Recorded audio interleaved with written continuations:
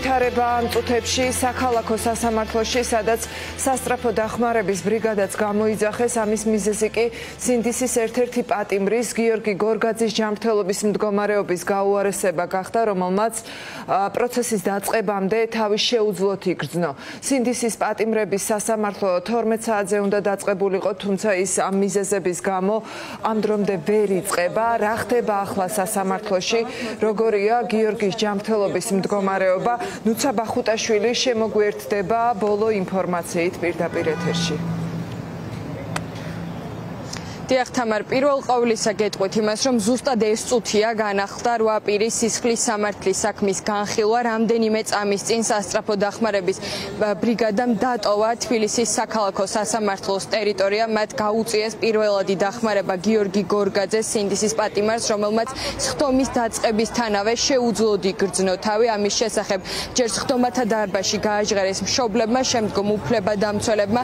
გიორგი გორგაძეს სხდომათა დარბაზში შემოსვლისთანავე უჭირდა ფეხზე დგომა და კომუნიკაცია როგორც მშობლებთან, ასევე ადვოკატებთან. ამის შემდგომ მოსამართლე თამარ მჭედლიშვილმა მოითხოვა ექიმის დახმარება. სასამართლოს ექიმმა გაუწია მას პირველადი დახმარება, შემდგომ კი ადვოკატებმა ჩათვალეს საჭიროდ სასწრაფო დახმარების გამოძახება. შემდგომ უკვე სასწრაფოს ექიმებმა გასინჯეს გიორგი გორგაძე, როგორც მშობლები და ასევე ადვოკატები ამბობენ, გიორგი გორგაძეს ჰქონდა ფილტვების ანთება და იტარებდა შესაბამის მკურნალობის კურსს, რომელიც გუშინ დაასრულა. როგორც ექიმები განმარტავდნენ, ფილტვების ანთების შემდგომ ზოგადი სისუსტე დამახასიათებელი არის. სწორედ ამას შეიძლება უკავშირდებოდეს დღეს მისი ცუდად გახდომა. ამასთანავე ადვოკატები ამბობდნენ, რომ პირველადი შეფასებით მას ჰქონდა მოწამვლის სიმპტომატიკა.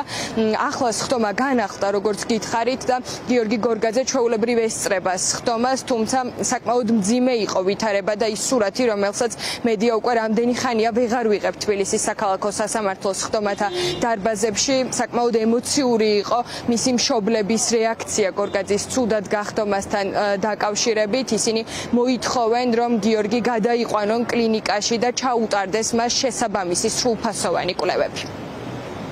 რამდენიმე დღის უკან ფილტვების ანთება ჰქონდა გადატანილი გიორგის, ასევე შესაბამის პროცედურებს გადიოდა და მედიკამენტებს იღებდა. შესაბამისად ექიმის განცხადებით მან თქვა, რომ აღნიშნული ფილტვების ანთების მკურნალობას თანსდევს შემდგომ პერიოდს, წნევაც და სხვა პარამეტრებიც ექიმის განცხადებით იყო ნორმაში, როგორც გიორგიმ განაცხადა, იყო მშიერი და შესაბამისად ის ახლა ამ პერიოდში მიიღო საკვები და უკვე ალბათ ხვდება სასწრაფო დახმარების ბრიგადას, რომელიც უფრო მეტად და ისე ინტენსიურად მოახდენს მის გასინჯვას. 8 პირის სისხლის სამართლის საქმეზე დღეს კვლავ განიხილება ბრალდების მხარის მტკიცებულებები. კერძოდ ისინი წარმოადგენენ მოწმეებს, ესენი იქნებიან მოწმე პოლიციელები, გამომძიებლები, როგორც ადვოკატებმა ჩვენთან საუბრისას თქვეს, დღეს სავარაუდოდ 2 მოწმე დაიკითხება. თამარ მჭედლიშვილმა ამ საქმის მოსამართლე მიმართა სხდომის გახსნისთანავე გიორგი გორგაძეს და უთხრა, რომ მზად იყო გადაედო პროცესი, თუ კი ის თავს შეუძლოდ იგრძნობდა, თუმცა როგორც კოლეგები სხდომათა დარბაზიდან გვეუბნებიან, ამის საჭიროება არ დამდგარა. რაც შეეხება სინდისის პატიმრების სხვა სისხლის სამართლის საქმეებს, ამ წუთებში ასევე მიმდინარეობს ექიმ გიორგი ახობაძის პროცესი თბილისის საქალაქო სასამართლოში. დღეს გიორგი ახობაძემ თავად მისცა ჩვენება სასამართლოს წინაშე. ის დღეს მოწმის სტატუსით დაიკითხა.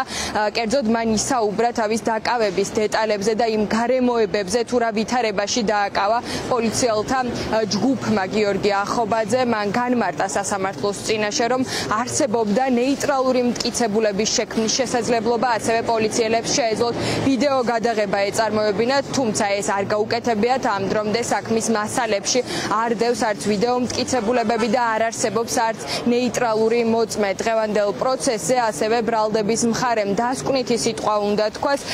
ფინალურ ეტაპს უახლოვდება გიორგი ახობაძის საქმეც, მას ნარკოდანაშაულს ედავებიან, კერძოდ დიდი ოდენობით ნარკოტიკული საშუალების შეძენა შენახვას. ეს ბრალი კი 8-დან 20 წლამდეან უვადოდ თავისუფლების აღკვეთას ითვალისწინებს.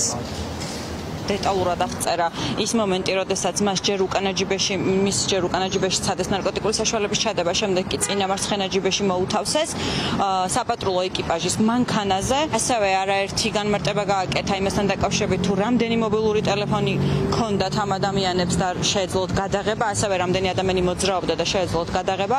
ასევე დეტალურად აღწერა ის გარემოება, როგორ აიღეს მისი პირის ღრუდან ნერწყვის ნიმუში და როგორ გადაიტანეს ის შესაფუთ მასალაზე. აღნიშნა ისიც, რომ პოლიციელების კომენტარები, რომელიც კეთდებოდა მასთან დაკავშირებით, რომ აქციებზე რომ დადიოდი ხო კარგი იყო და ფეერვერკებს რო გვესროდით ხომ კარგი იყო და შენ კი არის როდი, მაგრამ შენც ხო ამარაგებდი და ასე შემდეგ.